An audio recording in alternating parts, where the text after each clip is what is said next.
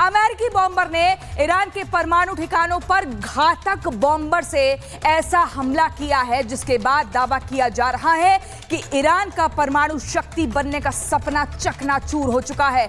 अब वो सिर्फ सपना ही रहेगा क्योंकि उसके परमाणु ठिकाने तबाह हो चुके हैं, नेस्तनाबूद हो चुके हैं। ईरानी स्टेट मीडिया कह रही है कि सिर्फ एंट्री एग्जिट गेट पर ही अटैक हुआ है, लेकिन जानकारी ये मिल रही है कि अमेरिका ने ऐसा वार किया है, ऐसा घातक अटैक किया है कि अब वो नतांज साइट हो या फिर इस्फहान हो या फिर फोर्दो हो, किसी भी काम की नहीं रही है। आखिर क्या है अमेरिकी बॉम्बर्स की खासियत और ये कितना खतरनाक है, एक रिपोर्ट में दिखाते हैं।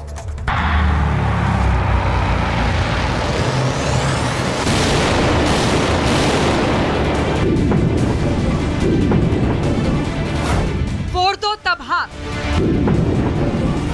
नतांज तबाह,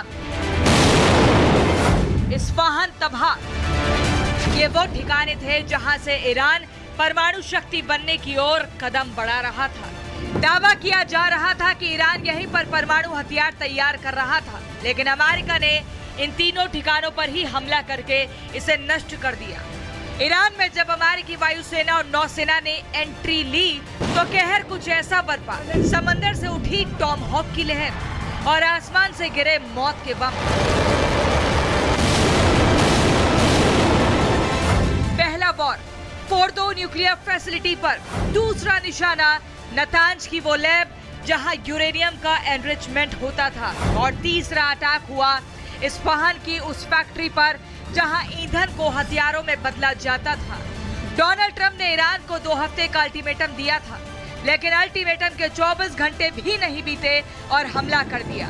ईरान के 3 सबसे संवेदनशील न्यूक्लियर ठिकानों पर एक साथ हमला बोला गया। The strikes were a spectacular military success. Iran's key nuclear enrichment facilities have been completely and totally obliterated. America को जमीन से 90 फुट नीचे फोर्दो, नतांज और इस्फहान को पूरी तरह बर्बाद करने के लिए बंकर बस्टर बमों की जरूरत थी। A short time ago, the U.S. military carried out massive precision strikes on the 3 key nuclear facilities in the Iranian regime: Fordo, Natanz, and Esfahan. Everybody heard those names for years as they built this horribly destructive enterprise. Our objective was the destruction of Iran's nuclear enrichment capacity and a stop to the nuclear threat. Iran पर America का ये हमला सिर्फ हमला नहीं था, बल्कि चेतावनी थी कि अभी भी वक्त है, रुक जाओ, शांति के रास्ते पर चलो, नहीं तो तबाही आगे और है। With all of that being said, this cannot continue. There will be either peace or there will be tragedy for Iran far greater than we have witnessed over the last 8 days. Remember, there are many targets left. Tonight's was the most difficult of them all, by far, and perhaps the most lethal. But if peace does not come quickly, we will go after those other targets with precision, speed, and skill. Most of them can be taken out in a matter of minutes. America ने इन हमलों में सबसे घातक bomber B-2 का इस्तेमाल किया, जो बेहद खतरनाक है, जो दुश्मन को नजर आए बिना ही तबाही मचा सकता है। सबसे घातक बॉम्बर में शुमार किए जाने वाले B-2 बॉम्बर की कई अपनी बेजोड़ खासियत भी है। यह किसी रडार की पकड़ में भी नहीं आता। मिशन में इसके साथ दूसरे फाइटर जेट्स और ड्रोन्स भी साथ चलते हैं। ये 44 घंटे से भी ज्यादा घंटे तक उड़ान भर सकता है। इसे 2 पायलट कंट्रोल करते हैं। ये बॉम्बर परमाणु बम से भी लैस होता है। इस पर स्पेशल पेंट लगाया जाता है जो रडार की तरंगों को खत्म कर देता है, जिससे ये रडार की पकड़ में नहीं आता है।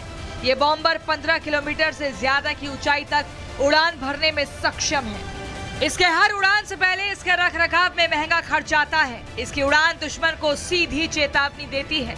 इस एक बॉम्बर की कीमत $2 बिलियन से भी ज्यादा पड़ती है। अमेरिका के पास 20 B-2 स्टील्थ बॉम्बर है, जो अपनी तकनीक, लंबी रेंज और भारी हथियारों से हमला करने के लिए जाना जाता है। अमेरिका ने इसी बॉम्बर से ईरान के परमाणु ठिकानों पर GBU-57AB मैसिव ऑर्डिनेंस पेनिट्रेटर बम को बेहद ताकतवर कहा जाता है। ये बम जीपीएस सिस्टम से लैस होता है, जिसे धरती के नीचे दुश्मन के बंकरों पर हमला करने के लिए डिजाइन किया गया है। जीबीयू मैसिव ऑर्डिनेंस पेनिट्रेटर का वजन लगभग 14 टन होता है। यह 200 फीट कंक्रीट को भेद सकता है। यह कई चरणों में विस्फोट करता है। बंकर बस्टर बम पहले पहाड़ी इलाकों में बने बंकरों की सतह को तोड़ता है, फिर गहराई में जाकर विस्फोट करता है। B2 बॉम्बर से जीबीयू बमों की बौछार तो की ही, इसके साथ नतांज और इस्फहान पर 30 टॉमहॉक मिसाइलों से भी हमला किया। दावा किया जा रहा है कि करीब 400 मील दूर पनडुब्बियों के जरिए ये मिसाइलें दागी गई हैं। टॉमहॉक एक सबसोनिक क्रूज मिसाइल है, जिसे जहाजों या फिर पनडुब्बियों से लॉन्च किया जा सकता है। ये 2400 किलोमीटर दूर तक टारगेट पर हमला कर सकता है, जो कि 400 किलो तक पेलोड ले जाने में सक्षम है, जिसकी रफ्तार 885 किलोमीटर प्रति घंटे होती है। इन्हीं मिसाइलों से परमाणु ठिकानों को तबाह करने का दावा अमेरिका कर रहा है। साथ ही ईरान को चेतावनी भी दी गई है कि ईरान यही नहीं रुका तो फिर से हमले होंगे, क्योंकि कई टारगेट अभी भी बचे हुए हैं। Bureau report, Republic Bharat. और इसी बीच अगली बड़ी खबर आपको बता दूं, ईरान के 3 न्यूक्लियर सेंटर्स पर किया हमला। अमेरिका कह रहा है ईरान पर हमले में 7 B2 बॉम्बर्स का इस्तेमाल किया है। अमेरिका का कहना है कि मदर ऑफ ऑल बॉम्ब से अटैक किया गया है। अमेरिकी पनडुब्बियों ने 36 टॉमहॉक मिसाइल दागे हैं। आपको बता दूं B2 बॉम्बर्स की खासियत क्या है। रडार की पकड़ से बाहर जाते हैं। मिशन में फाइटर जेट और ड्रोन का साथ देते हैं। 44 घंटे उड़ान की क्षमता है B2 बॉम्बर्स की। परमाणु बम से लैस होते हैं। स्पेशल पेंट का इस्तेमाल करते हैं। 15 किलोमीटर ऊंचाई तक उड़ान की क्षमता है। महंगा रखरखाव होता है। बॉम्बर की उड़ान दुश्मन को चेतावनी देती है।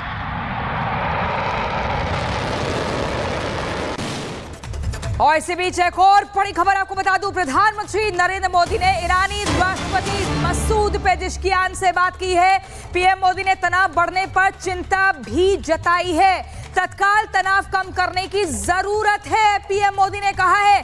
डायलॉग और डिप्लोमेसी से ही हल निकलेगा। मौजूदा हालात पर चर्चा हुई है। एक लंबी फोन पर बातचीत हुई है हमारे यानी कि भारत के प्रधानमंत्री नरेंद्र मोदी की ईरान के राष्ट्रपति मसूद पेजेश्कियान से। इस लंबी बातचीत में सीधे तौर पर यह जिक्र हुआ है कि बैठकर ऑन टेबल ही बातचीत होगी।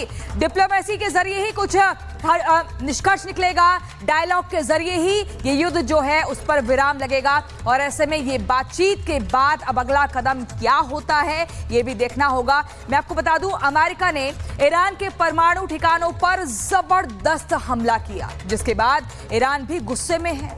ईरान अब किस तरह से रिएक्ट करेगा ये देखने वाली बात होगी, लेकिन हमारे रक्षा विशेषज्ञों का इस पर क्या कुछ कहना है वो सुनिए। मतलब टिट फॉर टैट कर रहा है। आपने मेरे न्यूक्लियर फैसिलिटीज टारगेट किए, मैं इजराइल के न्यूक्लियर फैसिलिटीज को टारगेट करूंगा।